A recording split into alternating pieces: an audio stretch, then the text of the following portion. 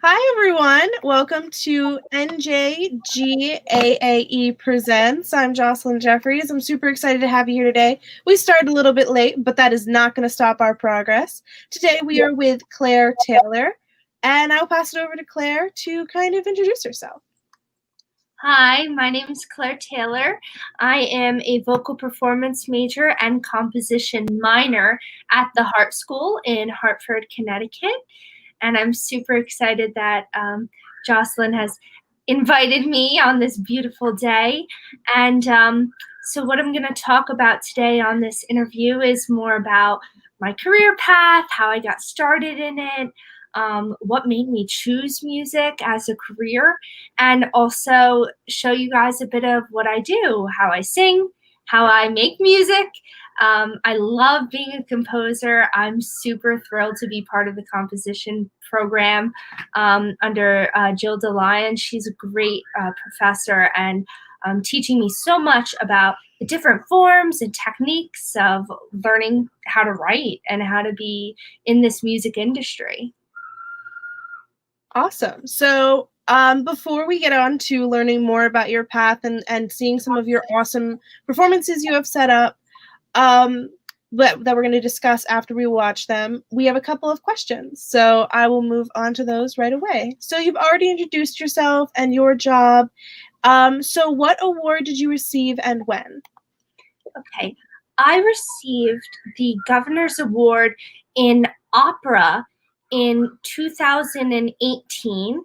I was awarded the Governor's Award in Opera, and that was after I won the All-State Opera first prize from their competition. And when you win the All-State Opera, you inevitably win as well the Governor's Award. So I was super happy to have that award. You know, you work hard in technique and your teachers tell you what to do, and then you report back and hope you get better. And then when you go into competitions where there's other people, you know, fighting for the same spot, it was great to have that recognition and great to have the support from New Jersey, because a lot of people don't know, but New Jersey is the only state in the nation to have all-state opera. So it was crazy. I just got so lucky to live in the right state and have that opportunity. I met my beautiful voice teacher, Sally Wolf, through that.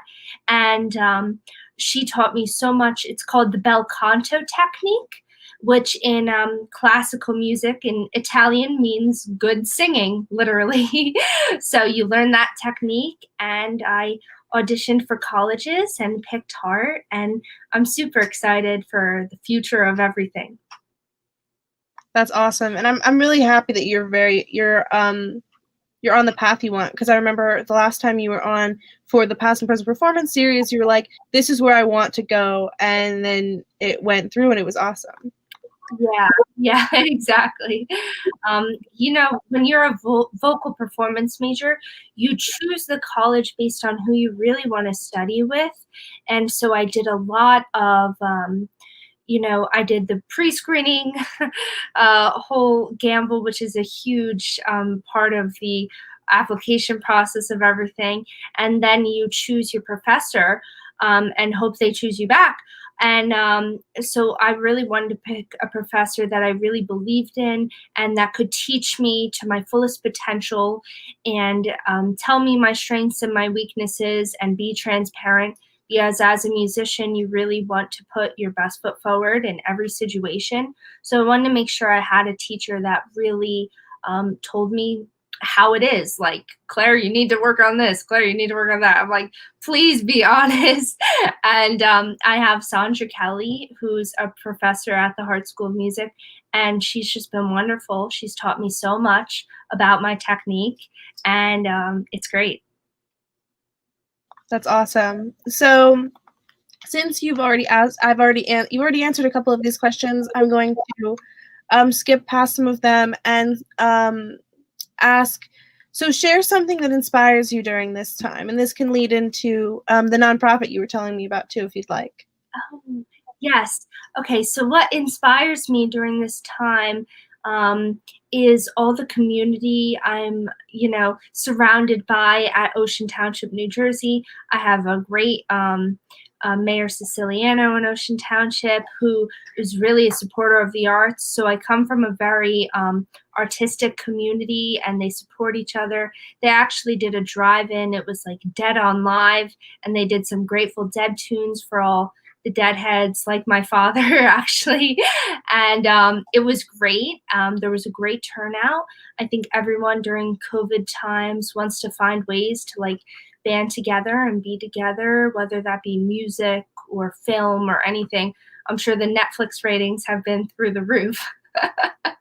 But yeah, what inspires me is just really honing in on my skills. I'm doing all remote learning from home, from New Jersey, which is hard. And anyone who's watching this who is also a remote learner, they know that it's difficult to just stay focused and really have the same scholastic experience, the academics, and just absorbing all the information. I feel like you absorb information better when you're in person and on campus. It just feels nicer to have all your friends to help you.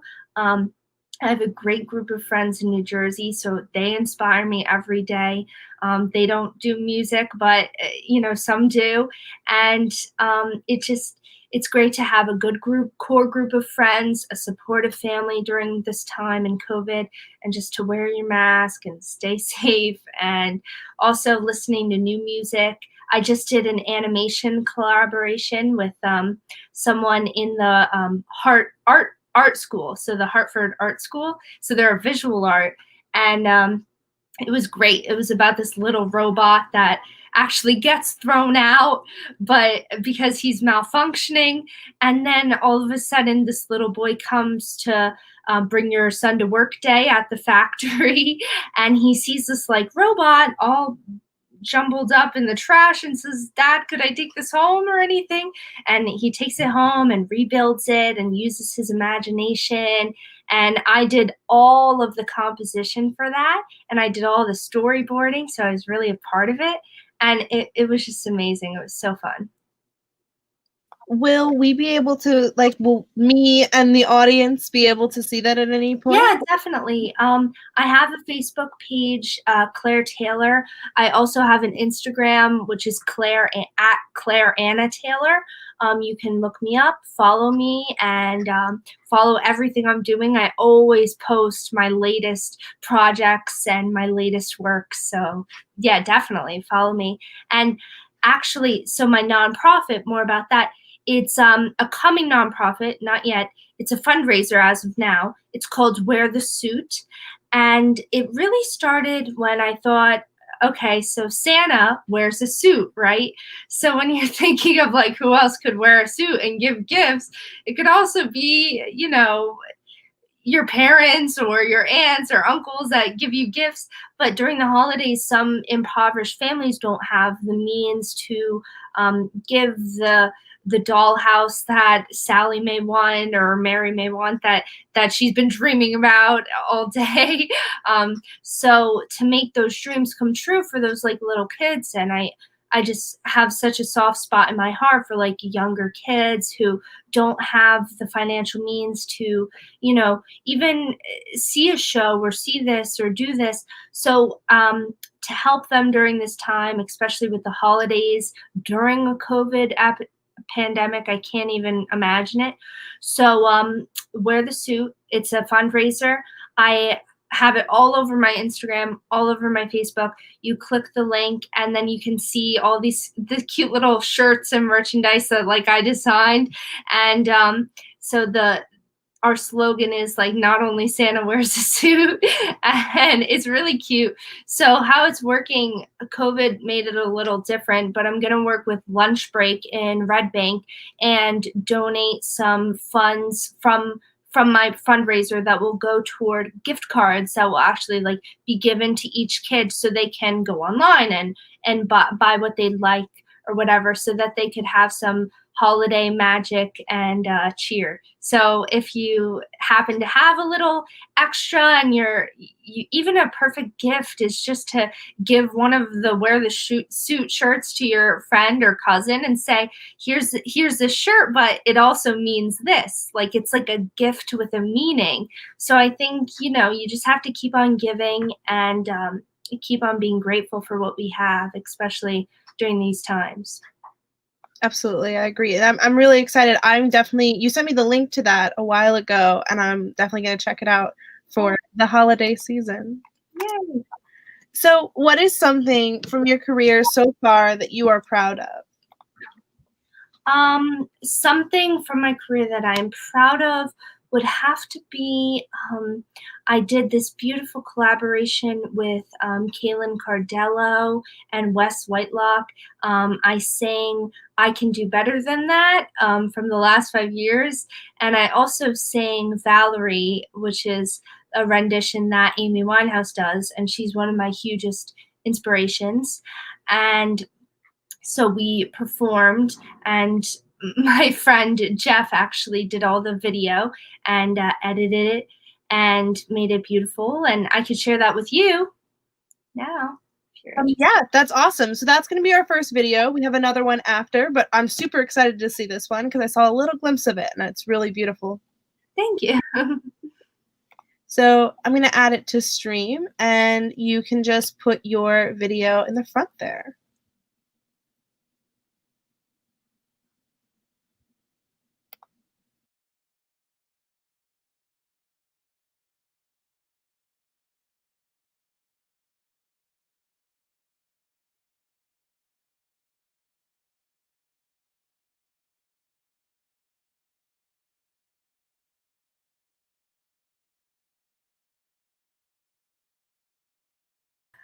I don't hear any sound. Can you reshare it and do share audio for that tab?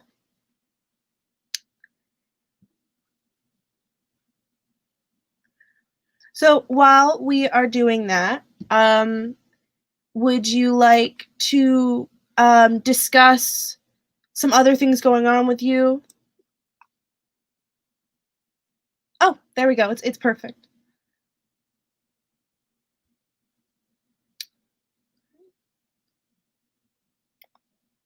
Let's see here. That looks like it is.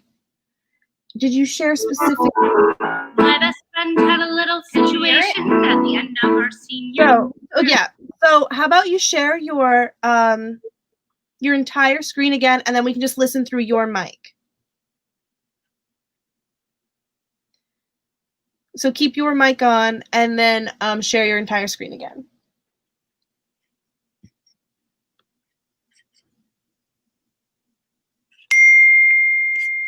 Awesome. Oh, so share it the way you did before, where it was your entire screen. Okay. Oh. Okay. So it looks like there has been many malfunctions. So I think we will probably end the broadcast and then come back either later tonight, or we will post a pre-recorded video. Oh, no. Hi. Okay, so The world we're living in is so technologically scary. Okay, so what's going on? Okay, so this is my screen. Mm-hmm. And then grab the video. No, I lost the video. Okay. It's okay. Here it is. Okay, awesome. So this is I Can Do Better from the last 5 years. Yeah, and it's Jason Robert Brown. Should be. Can you see it now?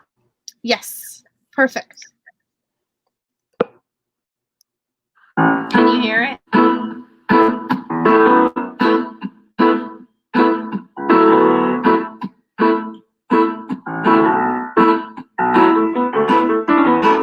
My best friend had a little situation at the end of our senior year. a shot, she and Mitchell got married that summer. Carol Ann getting bigger every minute, thinking, what am I doing here? While Mitchell's out every night being a heavy metal drummer. They bought a little cute house on a little cute street with a crucifix on the door. Mitchell got a job at a record store in the mall. Just the typical facts of a typical life in a town on the eastern shore. I thought about what I wanted, wasn't like that at all. Made Carol Ann a cute baby sweater, thinking I could do better than that.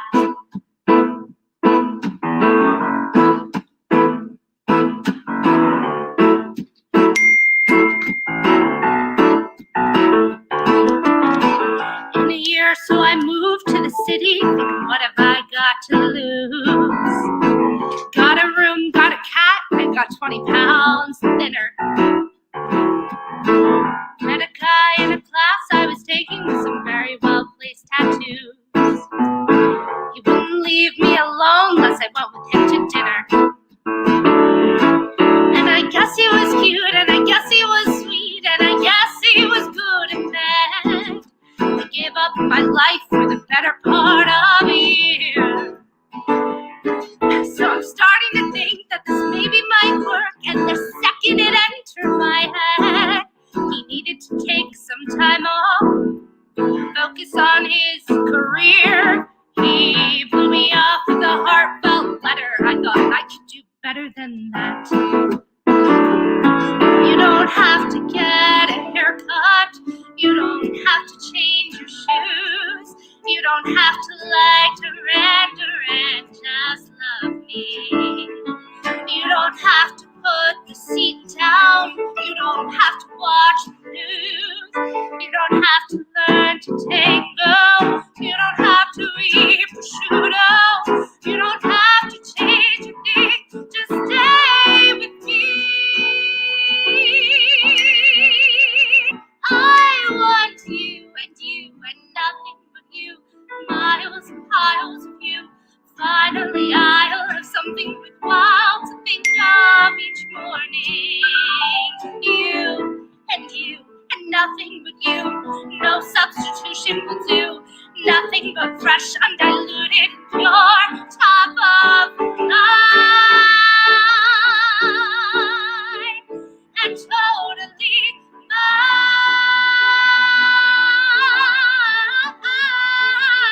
I don't need any lifetime commitments. I don't need to get hitched tonight. I don't want you to crawl for your walls and defenses. I don't mean to put on any pressure, but I know when a thing is right. And I spend every day reconfiguring my senses. When we get to my house, take a look at that town, take a look at how far I've come. I will never go back, never look back anymore. And it feels like my life led right to your side and will keep me there from now on. Think about what you wanted. Think about what could be. Think about how I love you and say you'll move in with me. Think of what's great about me and you. Think of the bullshit we've both been through. Think of what's past because we can do better. We can do better. We can do better than that.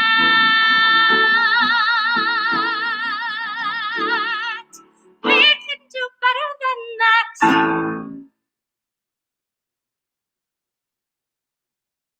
Awesome. So that was worth the wait. So do you want to tell us a little bit of behind that, like how you got to singing with that and how you organized that, and then also tell us about kind of your singing process and that sort of thing. Okay.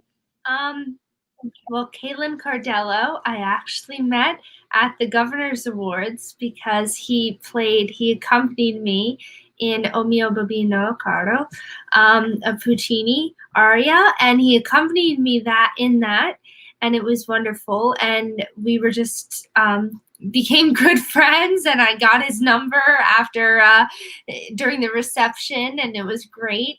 And I asked him if he'd be willing to play any songs or record any things with me, and he's always so willing to make something work. I think especially, you know, during these times, he had a mask on. I made sure everyone was socially distanced, and it was just a great experience, and it was better than nothing. Actually, that was the first time I sang live, like in a performance, in like months, like 6 months, and that's like insane for me. So I had the best time ever with them, just like playing. We have another song in that same studio session that we did, Valerie, and Wes Whitelock does this awesome 12-bar riff where he just goes off on his jazz guitar, and it's just great. It's like awesome listening to musicians give their own touch to everything, and that's what's beautiful about even jazz renditions. Like, no one version is the same. Like, they're all different because there's all different artists that have their own takes.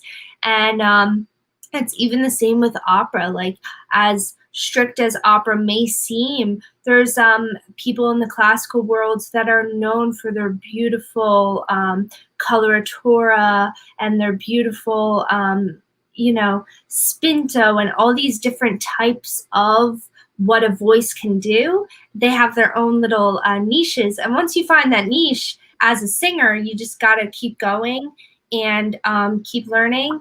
And then that's your gold, you know?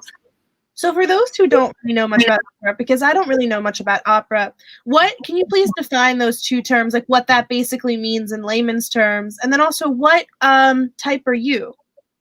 Sure. So since I'm still learning in the opera field, I really don't know. I think that I know that I'm a soprano. I know that I have a strong mezzo-soprano range. So when I'm singing and I'm singing Puccini and Mozart and, you know, great operas like Don Giovanni, I'm going to be singing in this register of my voice that's really rich and really vibrant. And because that's like the strongest part of my range, right? Because as a singer, we're an instrument of ourselves. So every day, you know, we do our same exercises, and it's where we place the vowel in our register, and it's called the mask. Literally, it's the mask of your face. You have to sing in the nasal cavities, and that's what allows the resonance in your voice to really go out into the audience and resonate within a big hall. And that's why Metropolitan Opera singers, they don't use mics. Like, they don't need all that because they know they've trained how to manipulate their voice in a way that's, one, the best way you could possibly sing is classical technique, because when you sing in classical and you're not belting and you're not singing notes you can't reach at unhealthy lengths of time, when you really train classically, the beautiful part of it all is, you know, your voice will sound, hopefully my goal is my voice will sound the same now that it does when I'm 35, 40, because voices, when you think about it, a voice shouldn't age, right? It should be only maybe your face. Well, with the help of plastic surgery, maybe you could make that a bit less. But yeah, so with a voice, it shouldn't age. It should always sound crisp. Of course, like, the beautiful part of opera is when you get into the beautiful ages of 25 to 35, you get into all those really rich roles and really use all that core strength you've built with your abdomen and your diaphragm, and just exercising those all day, every day makes for like a strong instrument. So like, you build yourself into the instrument you could be, and it's limitless potential of how beautiful your voice can sound. And that's what bel canto is based in. It was based in like the Italian composers actually created songs that would sound the best for a human voice because they knew what the different ranges were, and mezzo soprano and soprano and alto ranges. And they made sure that they were in specific ranges and phrasing, so you could do these beautiful long phrases and not get out of breath, and it was great. Awesome. So we have a question from Terry. She says, "Are there different ways that you protect your voice?" Oh, yeah, absolutely. And that's a great question. Thank you, Terry, for listening and tuning in. So protection of your voice always was a passion of mine. Vocal health is a passion of mine. I've studied a lot on what to do and what not to do. I would say for any vocal performer out there, sleep is the like number one thing. You have to get, even as an adult, you should get at least ideally 6 to 8 hours of sleep, if at the most. Ideally like around 7 or 8 I try to get before, especially before a performance, because sometimes when you're going for a lesson, if you partied all night the night before or you were out with your friends, your professor will know. You won't get away with it, because they'll hear your voice and they'll hear the quality and they'll go, "Did you sleep?" So you have to be on your A game and you have to get enough sleep. The other thing would be dairy products and cheese products and things like that. For me, some things don't bother people depending on what your acid reflux is, if you have an issue or allergen of being dairy free or not. But dairy, it kind of like coats your throat. So when before I'm singing, I try to steer clear of dairy only, and steer clear of caffeine, no alcohol, no coffee before a performance. You want to make sure that when you're hitting your high notes, you're in good health and you're hydrated. You have to drink like 8 ounces of water at least, like a day. I try to drink a lot of water, always have it with me, always drink a lot before a lesson, a lot before a performance, because you want to make sure you're hydrated. And so that's all part of vocal health. And those are some tips. So sleep, like no dairy or alcohol or cheese before a performance. And like, what else?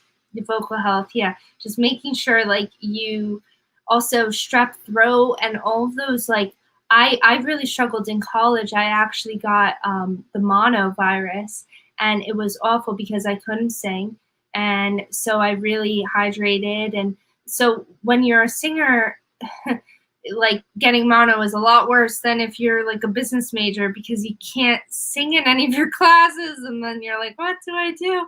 So you have to just make sure you're healthy. You hand sanitize, and even if there wasn't a pandemic, still wash your hands the amount of time you're supposed to, and really stay healthy. Don't share any drinks, just like the common protocol. So yeah, those are some tips on how to stay healthy. So something I ask professionals in all fields really, but in specifically artistic fields, I'm always curious about, when was it that you were struck by lightning, basically? When did it click that you wanted to go into music and you needed to sing all the time? Like when did that happen for you? What did that feel like? What did it, basically? I've had a few, not just one, of like those aha moments. Like I am a Christian, and I say to everyone, like, faith. I relate a lot of my faith to my music career, and just that persistence and that faith in that you're going to get to where you need to be regardless of what happens, and you take every path that's laid out for you, and you just trust. And so one of my aha moments was when I was just like probably like in middle school, probably like fourth, fifth, sixth grade, you know, the awkward puberty stage of everything. We're like, oh, no guys like me. Wah. So like when I was in Count Basie Theater and I was in their Performing Arts Academy, I did this class where I was like learning how to audition and learning musical theater intensive, and it was acting, singing, dancing, like the triple threat. And I wasn't as good as dancing as I was in singing, and I loved acting, and I got better over time, like you do in all things you dedicate yourself to. But I think my one aha moment, I was getting ready for an audition at the Count Basie, and I asked for specific training with Yvonne Scuderi, who's actually still the vice president of the Performing Arts Academy over there. It's great. It's in Red Bank, New Jersey. And for anyone who has younger kids, I would so highly recommend their like programs and everything. They have such passionate teachers. And Yvonne actually told me after I was done singing My New Philosophy from Your Good Man, Charlie Brown, she was like, you know, Claire, I think you're going to do this for the rest of your life. And even though I was little, it was just like, you're right. I really can't be a lawyer. I really can't do anything else because I'm just so like, you get this natural high. And some people get this natural high from yoga and practicing yoga and practicing meditation. You get this natural high. Some people get the natural high when they're banging on a drum, like my dad, in bongos or whatever they're doing, and djembes and all the different types of drums. That's what like enlightens him. But what really enlightens me is when I'm getting over this hump of this new technique that I'm learning, and I'm singing the right way, and it's supportive, and it's beautiful vowels, and it's this type of you're never perfect, and I'm never going to say I'm ever finished. And I think it's just the fact that musicians can have that goal forever and just get better and better and better and keep learning. And then that kind of was my aha moment. Like, yeah, I can't do anything else. I'm like addicted to this. Yeah, I feel similarly with film. It's like, this is it. Like people, when I was talking about colleges, people were like, oh, but maybe you should go into communications because you may not be sure later on. You may want to switch. And I'm like, no, I'm pretty sure about this. This is like the one thing in my life I'm like positive about. And it's so strange having that certainty, because a lot of people don't have it, especially we're close in age, so especially people our age. So I have two questions pending, but this one is relevant to what I just said, and that is, how does it feel when you talk to other people and they don't have that passion and they don't have that drive for a thing, whether it be like art or whether it be being a lawyer or whether it be being a scientist or whatever? How does it feel like for you when someone doesn't have what you have? Right. I think it's not that they don't have what I have, but they haven't like seen the potential of what you have, you know, like me and you, we've kind of locked in and followed that, because it same as like God, like he hints that he's there for you, but unless you take the hand, he can't do anything. It's that power, that free will that we all have. We all have free will. So unless you really you have to come to a point in your life where you're like, okay, I'm gonna find something I'm passionate about and I'm gonna follow it, and I'm going to work toward making that my career is something different. You know, people can choose to make their career something they're not passionate about, and that's fine by them. Like, let's see how far you go in that. But at the end of the day, I think if you want to be a success-minded person, you have to first analyze, okay, what makes me happy? What are my moral compass? What's making me feel fulfilled? What keeps me on the edge of my seat? and then you follow that and you work hard for that, because like me or, you know, we can choose to have 9-to-5 jobs, but we're not choosing that because it's just not who we are. It's like I tell my parents, I tell everyone, I don't have a choice. Like, I was born this way. Like, I was born to sing. I was born to make music. That's what I do. I don't have a choice. And I feel like that's how you know. You don't know what your passion is by like seeing what you could live with. You always know what your passion is by analyzing what you can't live without. So you have to like, so when was looking for my passion or whatever, you know, you try all the sports when you're younger and see if that's fun, and try to shoot the basketball in the right hoop, which I did not do. So I was like, basketball is not for me.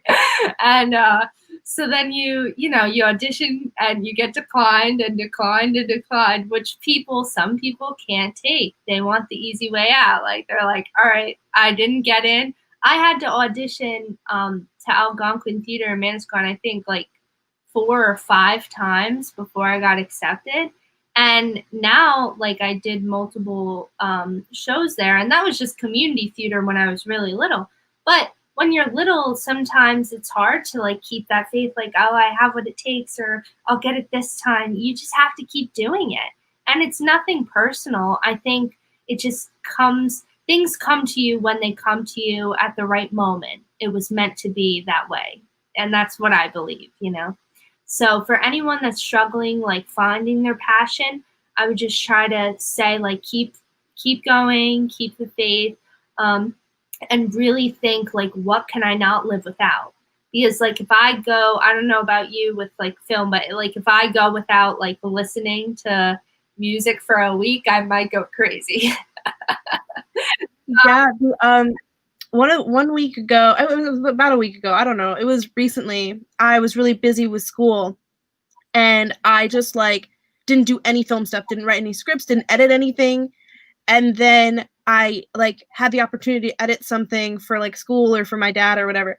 And I was just like, like it was like a deep breath, and it was so strange feeling that relief. Like, I was so tense the entire week, and that was why. It was that relief. It was that this thing that keeps me going. And I really like the idea of meditating on what you can't live without, right? And so that's something I tell other people is when they're confused about what they want to go in for college. I'm like, what do you love doing, and what is something that you really like you really enjoy, and then try to figure out from that what you could make a career out of it, right? So like, my friend loved helping people and cleaning, and I was like, why not be a home health aide, you know? And like, there's a lot of things, and there's a lot of jobs out there for so many people, and the arts are like such a great example of that, is that there's so many layers of jobs, you know? Like, if you like singing, you could be a singer just for performance, or a singer just for film, or you could do it all. Like, there's a lot of options for every single type of art. Yeah, but especially in art, and I've seen this, every artist would contest to this notion that like you have to be versatile, especially in this digital world. Like, you have to do it all. You have to like at least like know it all, not be a genius. You know, you don't have to be a genius to be successful. You just have to fake it until you make it, and you have to put in the hours, put in the work, and say, oh, I could do that. And like, in the back of your head, you could even be going, I have no idea how to do that. But if you tell them you know how to do it, and then like you really work, and you really put in the hours, and you put in the work, and you give them the product, you'll get the job anyway. Yeah, it's really about figuring it out. Like, that's what a lot of it is. It's flying by the seat of your pants, and it's if you feel ready to do that, because I think everyone has to do that, even if they're not going into an arts field. Yeah. So a question which came to mind when we were talking about voice care, and then after this, we can move on to the next video that you have set up for us. But when talking about voice care, it made me think of like Idina Menzel and some other famous singers who their voices just don't work the same anymore, and who have damaged their voices. And how does that affect you, and how does like thinking about that affect you? Well, I think again, that's why I learned technique. That's why, I'm not a musical theater major, and it's not to say that musical theater majors aren't good, because they're great, and I love musical theater. I was going to be one. And the reason why I'm not is because I'm just addicted to that classical technique, like I said, because it preserves your voice. It's the right way to sing. And when you're a musical theater singer and you sing with good technique, that's classical technique. Good technique equals classical technique. It's literally like the definition. It's bel canto. It's the right way. There's no other way. I don't care if you hate opera with all your guts. You're singing classical if you're singing the right way. And so, like, you can sing Jason Robert Brown with a classical technique background, and you can sing it with more poise and almost with this different perspective of, what do I have to do? You should always go into a song singing healthily and singing with your diaphragm supporting your voice. And when you take a full breath, feel the belt around your waist expanding and really feeling healthy. And you should never, when you sing, and if you're belting or if you're singing opera, but especially musical theater, like you mentioned, Idina Menzel, she sang in Rent, Take Me or Leave Me. I mean, that's a huge belting number where she just hits it out of the park because she's a great belter. And there's people like Natalie Weiss in New York City, who's this Broadway star. She does a lot of master classes. There's a lot of musical theater, great professors who will tell you that you can sing musical theater, you can belt your heart out, but you can belt it classically and rightly aligned so that your vocal cords never want to do this. And I'll just do it right now, but like when you do and you cough, your vocal cords are clashing like this. They're literally hitting each other like a truck. So that's why my biggest fear is getting into a car accident where the airbag goes and hits my larynx and my voice box right here, because then it could obstruct something. That's my biggest fear. As long as that doesn't happen, I'm kidding. But like, you just need to keep this safe, this vocal passageway safe. And how you don't keep your vocal cords from clashing when you sing in your chest voice, like your vocal cords are really close because they're like kind of vibrating really close because they're like not well supported. But if you sing a nice like ah vowel, like ah, like in your like ah, right in here, your vocal cords are right here, and they wiggle, they vibrate, and it's really cool because I've actually seen them when I went to the ear, nose, throat doctor. They put the endoscope through my nose all the way down here and to my vocal cords, and I could see them on the screen. And he was like, "Yeah, you could sing an E vowel," and I went, "Ee," and you just see them, and you're like, "Yay, they're not touching." As long as they don't go, psh, you're doing something right. I like that little story there. So I'm gonna put the video up for the next video that we have set up here. Okay. Would you like to give some context for it? Yes. So this next video is called Misleading or Misled. It's a piano piece that I composed. It's an original piece that my good friend Kevin Park is playing for me, adding a little embellishments here or there. But it's really about, I think, the act of being misled in maybe a relationship, or not sure if like you're being misled or like you're being the one misleading. So it's kind of like eerie. It has notes of uncertainty in it. It doesn't end on the right chord you want it to, because, you know, sometimes in life things don't turn out the way you want them to either. So this is misleading or misled.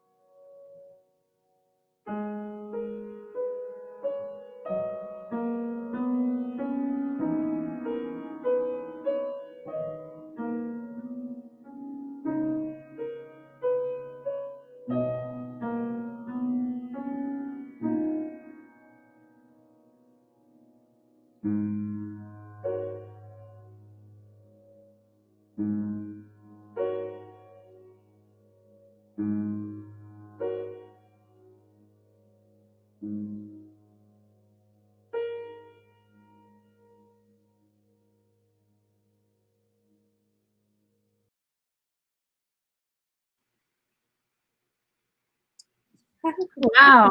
Yeah. I love that piece. It reminds me a little bit of, I don't know if you've seen this movie, or I don't know if anybody in the audience has seen this movie, but the movie Call Me by Your Name.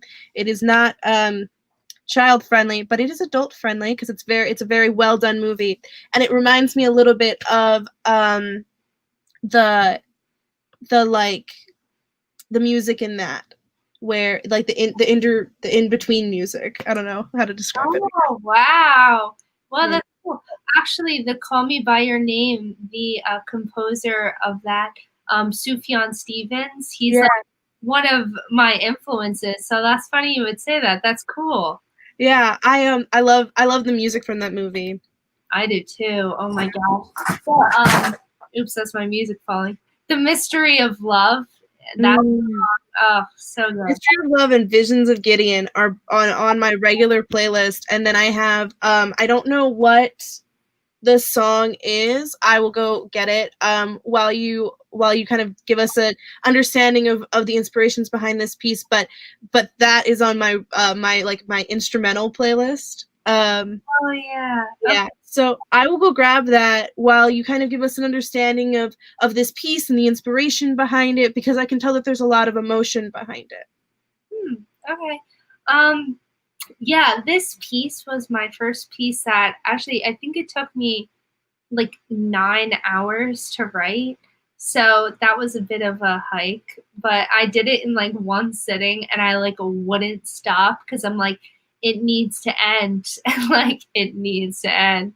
I'm like, oh no, it's not ending yet. So, cause like, it's weird when I think it might be different for other composers, but when you're writing music and you're thinking of inspiration and you're thinking of the different colors and the different emotions that you want to put into it.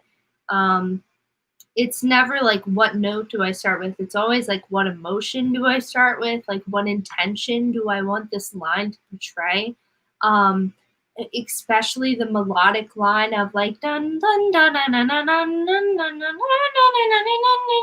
Like, it's always like, it's like what do I do? And then the dun dun dun dun dun is like, it's like, it's so, and it's like almost like frustrating because it never like gets to like a point where you're like done with it until the middle where it's like, maybe things will get better. And then you're like, no, they won't. So I think the beauty of music is when you're, especially with my emotions, I think I'm very much the type of person where I like will think myself in circles. And when I think myself in circles, that's kind of exactly what misleading or misled is. It's like, first it's like, like, will this get better? Oh, it might. And then it's like, no.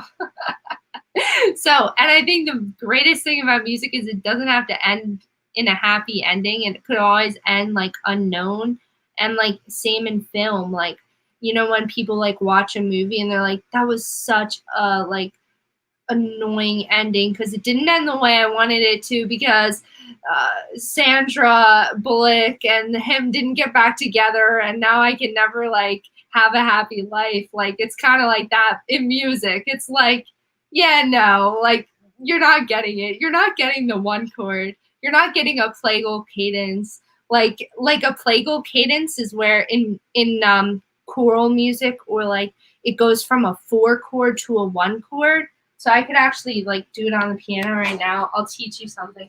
So in plagal, it goes a 4 to a 1 chord. So in the key of C, 4 would be C, D, E, F.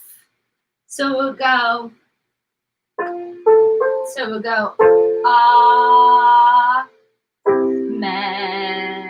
And it feels very like Finnish because it's like, amen.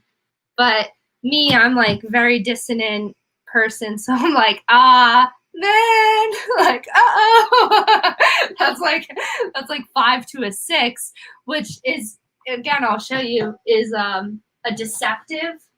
So like when like the bride is coming with her like flowers down the aisle, and like the pianist like doesn't know when to stop, like because like she's going slower than she expected, you would go 5 chord to a 6 chord, back to a 5, or back to a 4. So this is 4 to 5, and then 5 to 6 is 5 to a 6 chord is deceptive. So it's like, and then a 4. So this is amen. And then 5 to a 6 is deceptive. So it doesn't give that happy ending, but it gives like a da, da, because actually the 5 chord to a 6 chord, it's the FAC to GBD. So it's always giving you that hope that it will go back to home. And in music, you really always want to go back to home. So that's why in classical, there's a lot of like fake endings, and then it finally goes back to that 1 chord, and you're like, But like in contemporary music, a lot of the time that never happens. Most of the time, the composer takes some free will and it's like, no, you're not going home. You're going to a different destination. So that's what I like to do with my liberty. I appreciate that. I appreciate a little bit of a subversion.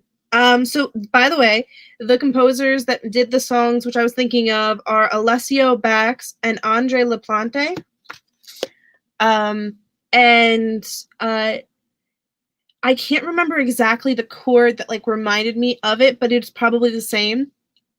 But continuing on to this and inspirations, you mentioned to me teaching us a technique, and you can do this in the last 6 minutes that we have, and we can go over a little bit, but teaching me and us, the audience, a technique which shows us how you can take inspiration from other composers. Oh, yeah, sure. So, I'd love to hear more about that.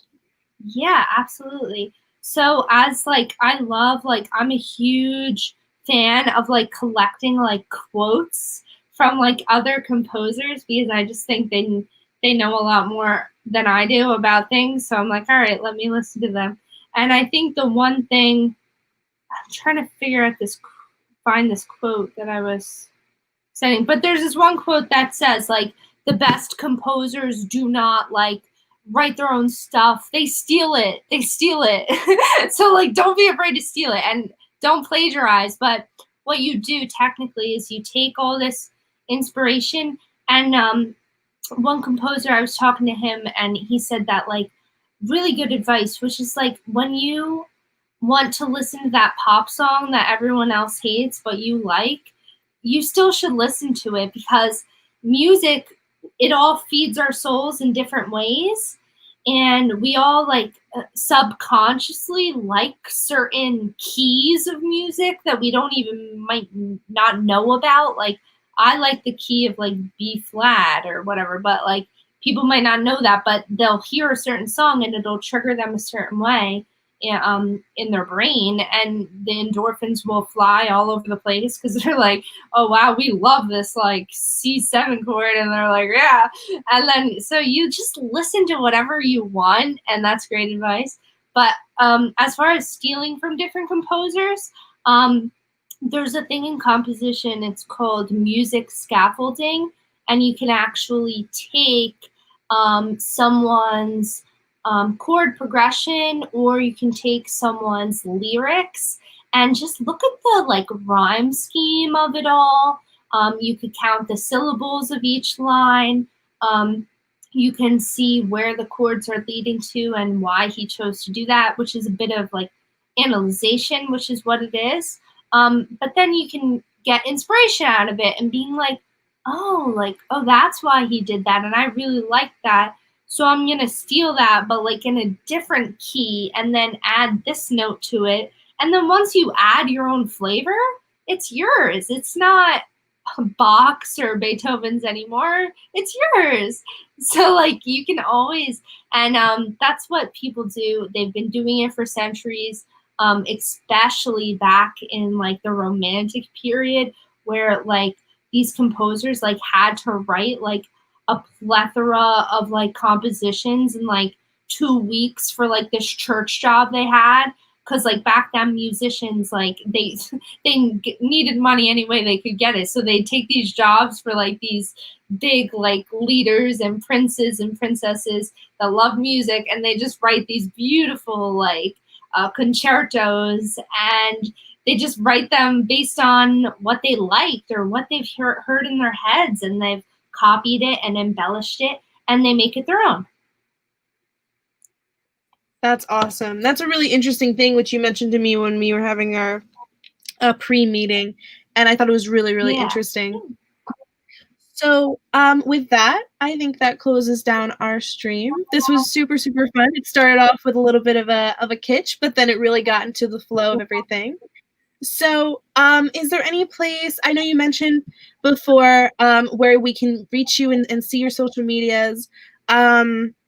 What are some of them again? Just running through them so we can hear them. Okay. All right. Thank you, Terry, for watching. And so my Instagram handle is Claire A. Taylor. Mm-hmm. And my Facebook is also Claire Taylor. It's just like the singer, the blonde singer of Jersey. So just try to find the blonde that you know sing and look partially good. So, I appreciate that. Well, thank you for your time, and it's really fun. A little shout out to Terry. Thank you for being here every week. You're super consistent. You're super awesome. I love when you engage, and you need to be on here at some point. So please email me because I don't have your email. And I think that's it. So Claire, and everyone in the audience. I hope you have a great night. I hope you get some rest, get some good food in you, get whatever you need to get done. Thank you. And I hope you stay safe. You too.